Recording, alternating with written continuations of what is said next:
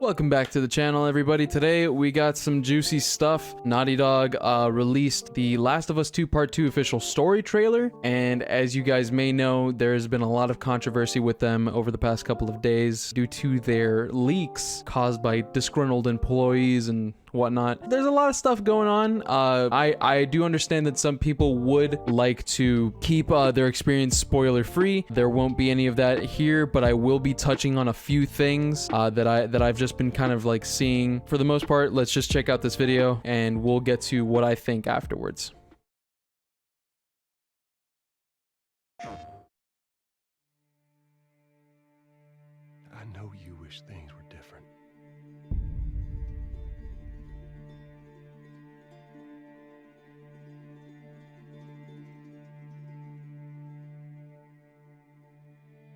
I wish things were different. Ellie! But they ain't.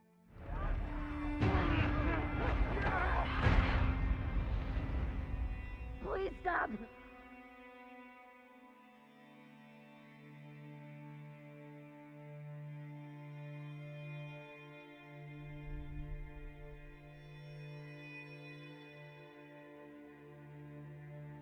I'm leaving tomorrow.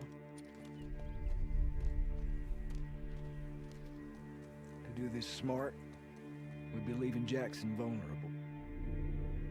So they just get away with this? How'd you find us? You can't stop this. I want what you want. But not at any cost.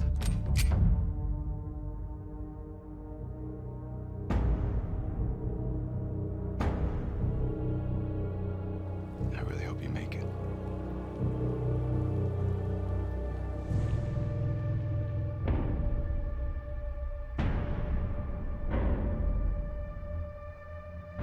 I have to finish it.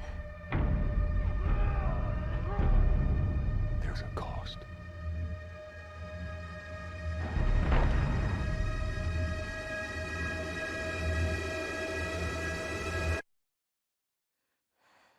We could have killed you. Maybe you should have.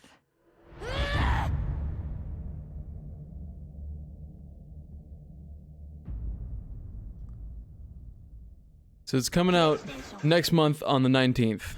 Immediately from it, you can say, doesn't look bad. Looks interesting, right? Looks good. And I think that's the point that they were trying to drive home. I've seen the leaks. This is a very misleading trailer. It looks good, but for the majority, what they were showing is misrepresented. This is backed up by a couple of things. You can see here, they took off the like to dislike ratio to avoid backlash or to avoid the public disgrace. And they also turned comments off. They didn't want all of the negative comments. Now, I also brought up a couple of other tabs. Here you can see on IGN's version of the trailer, it's neck and neck. And if you check out the comments, a lot of, yep, right here, leaks are true. This trailer is a huge misrepresentation of the game. Damage control here is real. That was it for this trailer. Now, if we go to this one, the same thing, except on GameSpot's version of the trailer, the dislikes are actually overflowing. Imagine if we didn't know about the leak. There's a lot of hate going on. I like this one. I highlighted this one. Remember, everyone, even Call of Duty Infinite Warfare left their comments and likes to dislikes open. It feels like damage control. They wanted to show something that's completely different from what the actual content has been shown to be. Neil Druckmann, who is the director of The Last of Us, he actually had a message. Now, I haven't seen this. I'm not sure exactly what he says, but it's 2 minutes and 36 seconds. So we're just gonna take a look at this as well. Hey guys, as I'm sure you've heard by now, The Last of Us Part 2 has a release date of June 19th, 2020. But that's not what this video is about. We wanted to let you know that we have gone gold. So back in April, we told you that, due the state of the world, logistics way beyond our control, we had to push the game, which gave us a few extra weeks to polish. And now that we have a release date, we've submitted our gold master. So that means discs are starting to get pressed and the executables being put on the PlayStation Network. And you're going to have our game in just a few short weeks. And normally this would be a moment of celebration. You know, we'd be at the office having a drink, eating cake, but we're all stuck in our homes.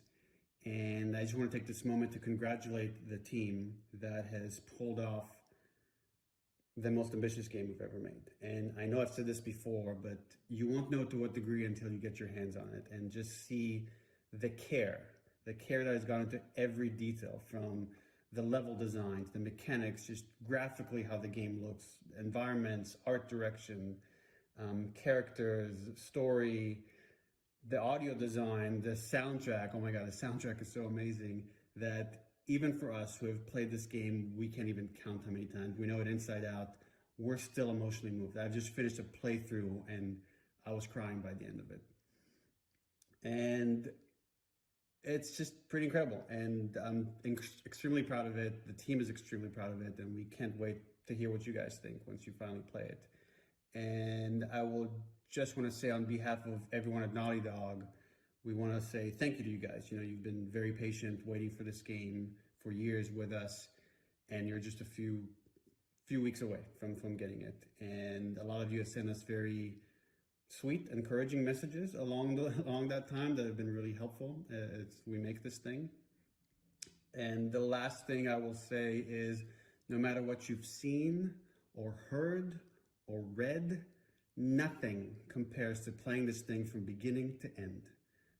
It's a video game. You got to play it. And other than that, I'll just say I hope you guys are doing well. Stay safe. Take care of your loved ones. And we'll have a lot more for you real soon. Take care. Bye.